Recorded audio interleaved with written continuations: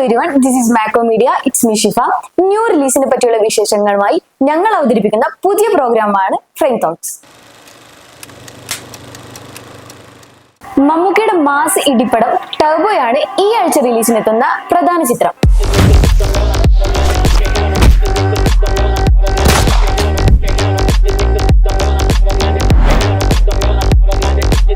മധുരരാജയ്ക്ക് ശേഷം മമ്മൂട്ടി വൈശാഖ് കൂട്ടുകെട്ടിൽ പുറത്തിറങ്ങുന്ന ചിത്രത്തിന്റെ രചന നിർവഹിച്ചിരിക്കുന്നത് മിഥുൻ മാനുവൽ തോമസ് ആണ്. ഒരുപാട് നാളുകൾക്ക് ശേഷം പുറത്തിറങ്ങുന്ന മമ്മൂട്ടിയുടെ മാസ് ചിത്രം എന്ന പ്രത്യേകതയും ചിത്രത്തിനുണ്ട്. ഇനി ചിത്രത്തിന്റെ ടൈറ്റിലേക്ക് വരുവാണെങ്കിൽ മിഥുൻ മാനുവൽ തന്റെ മറ്റൊരു ചിത്രത്തിനായി ഇടാൻ വെച്ച പേരായിരുന്നു ഇത്. പിന്നീട് അത് ഈ സിനിമയ്ക്കായി ഉപയോഗിക്കുകയായിരുന്നു.